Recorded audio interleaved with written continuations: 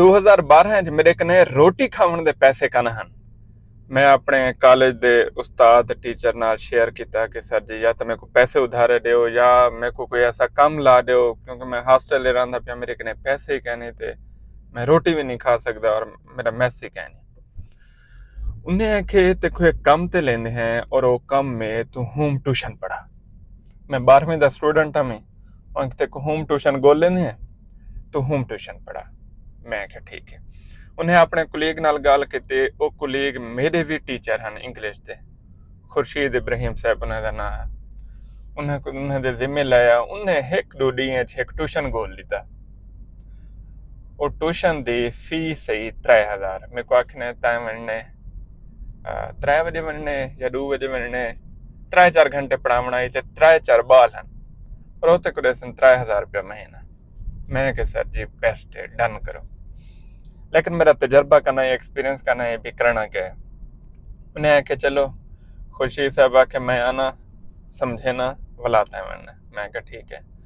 वो मेरे दोस्त ने मेरे को मोटरसाइकिल से चाहता, असा एक शॉप ते गए, उस कोल्ड ड्रिंक सेंटर ते, उतना उन्हें बोतल मंगवाई, मैं भी पीती, खुशी साहब को दिते से। और मैं कन्फ्यूज ते बस खुश भी परेशान भी, क्या हो सी किमें हो सी। और मैं देहाती छुआर शहर दे घर होम ट्यूशन पढ़ावनी है, 100 ख्याल था। उन्हें खैर मेरे को समझाया कि बेटा तैं किमें स्टूडेंट को डील करने, एज अ टीचर क्या क्या जिम्मेदारियां होने, एज अ मेंटोर ट्यूटर क्या क्या जिम्मेदारियां होने, वो सारा कुछ समझाया। बेटा तैं जले घर बनने, तैं अपना जार बन संभालने, खे नवे लटके बता हुए, तैं जले अंदरों बाणे, वो तेरे कने खाने दा पुछन, चाय दा पुछन, तैं आखे मैं खाते बता। मैं कहा ठीक है। हाँ खुद आंदे में चाय वगैरह वो एक अलग गल है, तैं नहीं आखना ना करा उन्हें को शो करना कि मैं हुण खावनी है। उनके बाद पढ़ावने जिले थोड़ी जी फ्रैंकनेस थी वने, वला भी अपने आप ते कंट्रोल रखने। ये ना हो कि घर दे विचों बर्तन खड़कन की आवाज आवे तो तुसा तैयार थे बैठे हो कि उस्ताद साहब वास्ते हुणे चाय बिस्कुट कछ खावन दी आनी पे। खैर उन्हें मेरी चंगी तरबियत की जिवें करेंदी है। और मैं सारी जिंदगी खुर्शीद इब्राहिम साहब दा नियाजमंद रह वैसा, और वो मेरे मोहसिन हैं। उन्हें मेरे को एक रोजगार के जरिए दिलाया और उन्हें दा एहसान जिंदगी भर मेरे उतर रह वैसा। मैं अपना स्टार्ट कर दिता होम ट्यूशन पढ़ावन। उनका जरा डिस्टेंस ही मेरे कने वो तकरीबन है 3 किलोमीटर। 3 किलोमीटर मेरे हॉस्टल कने। मैं क्या करें ना मैं कॉलेज जो ही फ्री थी ना, गर्मियों का मौसम में जो ही फ्री थी ना, मेरा पैदल मार्च शुरू थी 3 किलोमीटर का, और सीधा हूँ घर दे विच ब्रेक वन लगती है। उतना मैं बालों को पढ़े ना, बालों को 3-4 घंटे पढ़ा, डायरिया असाइनमेंट 4-5 बाल हैं करा के वापसी वला 3 किलोमीटर का मार्च करना पैदल, वला हॉस्टल आना, वला उतना थोड़ा जा अपने आप को नॉर्मल करना। वला उनके बाद मेरे रूममेट हैं, उन्हें दे कट्ठे में मैस रल गया। मैं 250 रुपया हफ्ता ही, पता नहीं 300 रुपया हफ्ता ही, ते आटा खुद ने बनाए। इस सालन ते तनूर दी रोटी लवाई का खर्चा है। मैं उन्हें नाल डन कर दिता ते अपना रोजगार ते खावन पीवन ते स्टार्ट कर दिता।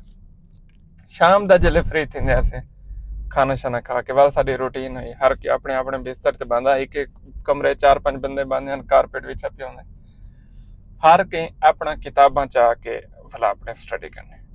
और मैं वीक रहना में, लेकिन मैं डबल स्टडी करेना में। मैं खुद 12वीं का स्टूडेंट हाँ, मैं मेरे कने एक 11वीं की स्टूडेंट है, 2 बाल 9वीं दे हैं, 1 बाल 8वीं का है, 1 बाल 5वीं-6वीं का है। हुण वो हन ही सारा इंग्लिश सिलेबस, असा पढ़िया से उर्दू मीडियम वाले और पूरे सूरे। बोला सवेरे उन्हें को क्या पढ़ाना होंगे, मैं अपनी स्टडी करने के बाद, अपने टेस्ट वगैरह याद करने के बाद मैं उन्हें दा किताबें की देखना में। हुण कल मैं इन्हें को क्या पढ़ावना है या स्कूल कल इन्हें को क्या पढ़ाया वैसे, मैं उनकी तैयारी करनी होंगी। अपनी पढ़ाई भी करेना हमें, बालें की स्टडी भी करेना हमें, सिलेबस लैसन तैयार करके वला 11-12 बज वेंदे रात। वला बन के सुता। वला वो कम सवेरे उठा, नमाज पढ़ी, तैयारी की, कॉलेज गया, कॉलेज कने फ्री थिया, रखिया यूनिफॉर्म चेंज की, किताबा रखिया, पानी दा घुट पीता। भला नौजवान पैदल मार्च, दपड़प दपड़प दपड़प दपड़प अपनी मंजिल दे उत्ते पहुंच गया। भला उथा बैठा, भला एज अ स्टूडेंट कने उस्ताद बन गया। वो रोब, वो मर्तबा, वो दबदबा, वो सारा चीज़ां भला शुरू कर लिता। भला वो जिवें उस्ताद को चाय मिल जाए, चाय पीती, बालन को पढ़ाया, सारा कुछ करके भला शाम दा हॉस्टल ते रूटीन है। मारका घर में चित्राए दफा रोटी खाना, नाश्ता, दोपहर ली रोटी ते शाम दी रोटी। मेरी रूटीन ये है क्योंकि मैं उस्ताद हमें में कोता एक कप चाय तो मिलता है, कदा नाल बिस्कुट मिल वेंदा है, और कदा कशा जिवें उन्हें घर स्पेशल आई होंदी है, केक पिज़्ज़ा वगैरह वो भी मिल वेंदी। हुण घर में वड्डे डी होंदे, भुख जोर दी लगदी है, 3 दफा लोग रोटी खाना। मेरी रूटीन ये है कि सुबह नाश्ता करना है, जिवें हॉस्टल गुजरान होंदी है, एक फुलकी ते नाल छोले। कॉलेज दिन गुजारने, कॉलेज प्रॉपर गुजारना पड़ता है क्योंकि सारा प्राइवेट कॉलेज है। उनके बाद वला वन्ने और दोपहर वाली रोटी दी जाते तो हाकू नसीब थी उन्हें एक कप चाय दा। वो एक कप चाय पीवींदा है, उनदे नाल त्रेह भी लहिंदी है ते भुख भी लहिंदी है और सेहत भी बढ़िंदी है। एक कप चाय ना दोपहर दी वला शाम दा वापस आके वला वो हॉस्टल है जिवें पके पीने दाल सब्जी वला है 2-2.5 रोटियां जेरा में मिल जा नसीब है वो खा जा। इस सिलसिला रह गया 3-4 साल। कितने 3-4 साल। ये वीडियो बनाने का मकसद है जेरे लोग आते ना कि इम्तियाज भाई तुसां गाड़ी बह के बड़े सोहने मशवरे देंदे वे और तो कुछ छक देन, तो आपको क्या पता साडे हालात दा तुसां साडे बारे कुछ सोचो। हुण ये वीडियो देखण दे बाद ते सुनण दे बाद तो आपको क्या करना चाहिए, ये तुसां सोचो तो कमेंट दसो।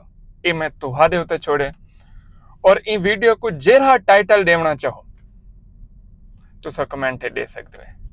ये जेरा कुछ मैं दसे अलिफ कने ये तक सिर्फ सच ते हकीकत है, और इंदे मैं अपने 2 मौसम का जिक्र किया। एक जिन्हें मेरे को ट्यूशन लवा दी, खुर्शीद इब्राहिम साहब मेरे इंग्लिश के टीचर भी हैं, तो दूजे मेरे मौसन हैं, वो वैसे सारे कॉलेज के एडमिनिस्ट्रेशन हैं, मतलब बाद दोस्त बन गए। तो मेरे तो मौसन हैं, उन्हें का नाम है मरहूम मकसूद सरकानी, और इन्हें दूहें का ताल्लुक है डेरा गाजी खान कने। मकसूद सरकानी साहब की वफात थी गई, डेथ थी गई, इवें जेकर मैं मरहूम आखे में, और अज मैं जेरे मकाम ते भी हाँ उन्हें बहुत बड़ा रोल है। अल्लाह पाक उन्हें दे सगरा कबीरा गुनाह माफ़ करे, अल्लाह पाक उन्हें को जन्नत जा देवे, और अल्लाह पाक ऐसे मौसन हर कहीं को देवे ताकि वो अपनी जिंदगी लड़ सकन, अगों निकल सकन ते अपना लूहा मनवा सकन। और लूहा मनवाउण वास्ते वालदैन दी दुआ, तुहाडे मौसन दा साया, तुहाडी मेहनत ते अल्लाह ताला दी ज़ात दे उत्ते यकीन ते उनदी मदद तुसां अपना लूहा मनवा सकदे हो। वसदे रहो, कोई गल बुरी लगी होवे तां दिलों माजरत।